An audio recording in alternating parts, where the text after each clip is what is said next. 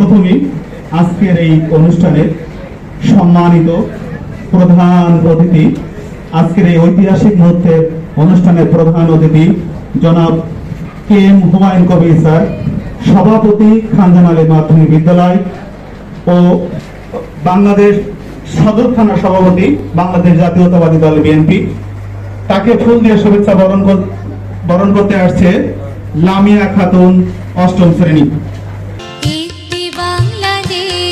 তুমি জাগ্রত জনতা, সারা বিশ্বের বিষয় তুমি আমার অহংকার।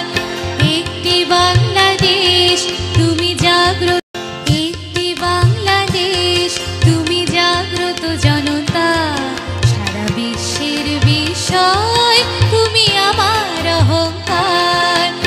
একটি বাংলাদেশ তুমি জাগ্রত। আমরা ফুল দিয়ে বরণ করে নেওয়ার মধ্য দিয়ে আমাদের মূল অনুষ্ঠানে চলে যাচ্ছি। আমি প্রধান করেছিলাম আজকে এক ঐতিহাসিক মুহূর্ত ও স্মরণীয় মুহূর্ত। এটা বলার অর্থ হলো আজকে আমরা যাদেরকে অতিথি হিসাবে পেয়েছি এই স্কুলে, আমার এই 13 বছরের চাকরি জীবনে তাদেরকে প্রথমবারের মতো পেয়েছি। এই জন্যে আমরা আজকে এটাকে বলছি একটি ঐতিহাসিক মুহূর্ত ও স্মরণীয় মুহূর্ত। আজকের আমরা যার কথা শোনার জন্য বসে আছি, এখন সেই মহেন্দ্রক্ষণ। আজকের এই মহতী অনুষ্ঠানের সম্মানিত প্রধান অতিথি খানজান আলী মাধ্যমিক বিদ্যালয় বাগমারা ব্রিজ কর্তৃক আয়োজিত বার্ষিক ক্রীড়া প্রতিযোগিতার পুরস্কার বিতরণী অনুষ্ঠানের আজকের সম্মানিত ও সুযোগ্য প্রধান অতিথি জনাব কে এম হুমায়ুন কবির, সভাপতি খানজান আলী মাধ্যমিক বিদ্যালয় ও সুযোগ্য ও সম্মানিত সভাপতি সদর থানা বাংলাদেশ জাতীয়তাবাদী দল বিএনপি।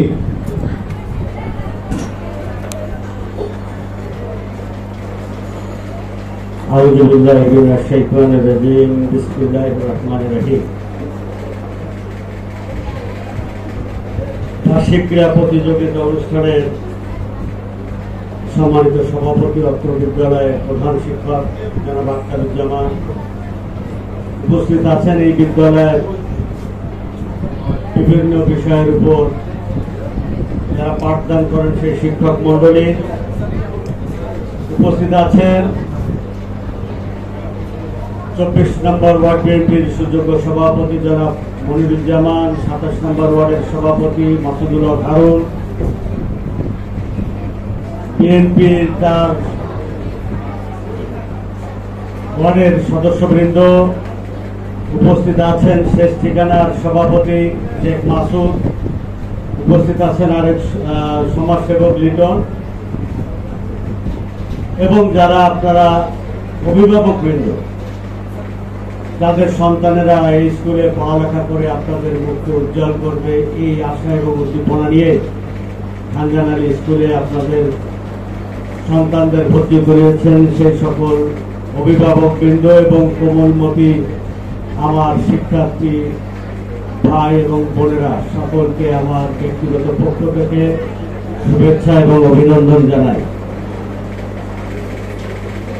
আমি দীর্ঘদিন ধরে, আমি যখন এই স্কুলের প্রাথমিক অবস্থা দেখেছি, আপনারা তো এই অবস্থা অভিভাবকরা হয়তো দেখেছে, ছোট ছোট সোনামণিরা দেখেনি, যে একটা পুকুরের ভিতরে চারপাশ দিয়ে গোল পাতার ছাউনি ছিল, চটের বেড়া দিয়ে স্কুলের পাঠদান করা হতো।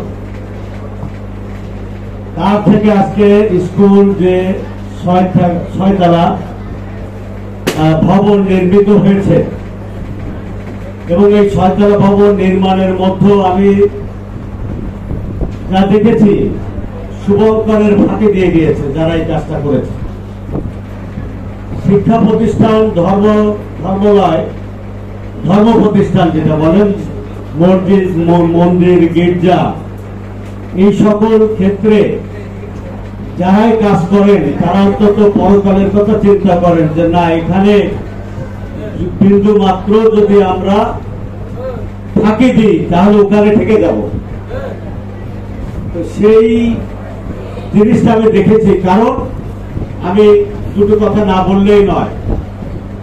বাংলাদেশ 17 বছর যে দুঃশাসন, নিপীড়ন, নির্যাতন, গুম, খুন এবং মানুষের বাক স্বাধীনতা এরা কেউ ব্যক্ত করতে পারে একমাত্র শেখ হাসিনার দলের এবং তার দোসররা ছাড়া।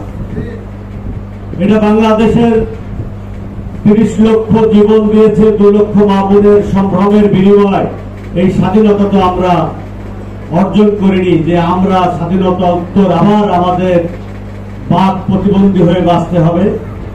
74 থেকে 75 বাংলাদেশের মানুষ কিন্তু তার কথা বলতে পারে নাই। সেই সময় যারা জন্মগ্রহণ করেছে, তার আগে আমরা জন্মগ্রহণ করছি কিন্তু আমরা বুঝতাম না, ওই বয়স হয়নি। আমরা দেখেছি 2008 সাল থেকে 24 সাল পর্যন্ত, 24 সালের জুলাই আগস্ট পর্যন্ত আমরা দেখেছি। এই দেখার ভিতরে আর আগের শোনার ভিতরে এবং ইতিহাসের ভিতরে যদি পর্যালোচনা করি, যদি তারতম্য বিশ্লেষণ করি যে who is the better than other one, বাপ এবং মেয়ের ভিতরে কে নিকৃষ্টতম ভালো ছিল, তা শেখ হাসিনা। কারণ ওনার বাপও যদি ওই সময়,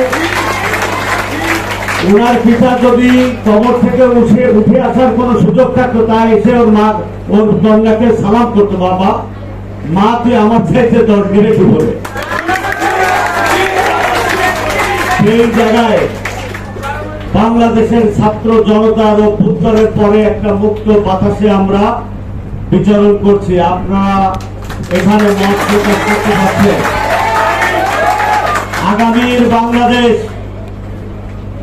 একটা পরিচ্ছন্ন মুক্ত আকাশে আপনার মতামত ব্যক্ত করার বাংলাদেশ হিসেবে আসবে বলে আমি বিশ্বাস করি। কারণ বাংলাদেশের সবচেয়ে জনপ্রিয় দল, যারা বারবার জনগণের প্রত্যক্ষ ভোটে এই দেশে সরকার গঠন করেছে এবং মানুষের সুখ দুঃখকে ভাগাভাগি করে নিয়ে সরকার পরিচালনা করেছেন, জাতীয়তাবাদী দল বিএনপি, যার প্রতিষ্ঠাতা ছিলেন এদেশের স্বাধীনতার ঘোষক শহীদ প্রেসিডেন্ট জিয়াউর রহমান বীর উত্তম। তারপরে তার স্ত্রী বাংলাদেশের আপসীন দেশনেত্রী বেগম খালেদা জিয়া। এখন আমরা অপেক্ষা করছি বাংলাদেশের জনগণ আরেকটি প্রত্যক্ষ ভোটে যদি তারেক রহমানের বাংলাদেশ হয়, যদি জাতীয়তাবাদী দলকে দেশের জনগণ ভোট দিয়ে ওই ক্ষমতায় বসায়, তাহলে এদেশের সুখ এবং দুঃখ আমরা কিন্তু ভাগাভাগি করে চলতে পারবো। মানুষের মত প্রকাশের স্বাধীনতা থাকবে, মানুষ তার মত প্রকাশ করতে পারবে, সেখানে কোনো বাধা সৃষ্টি হবে না। আপনারা ইতিমধ্যেই শুনেছেন যে তারেক রহমান সাহেব যে 31 দফা রাষ্ট্র মেরামতের যে সংস্কার কর্মসূচি ইতিমধ্যে বাংলাদেশের প্রান্তরে ছড়িয়ে গিয়েছে, সেই 31 দফা যদি বাংলাদেশে বাস্তবায়ন হয়, তাহলে বাংলাদেশ একটা সুখী, সমৃদ্ধ এবং উন্নত বাংলাদেশ হিসেবে পৃথিবীর মানচিত্রে স্থাপন করবে বলে আমরা বিশ্বাস করি।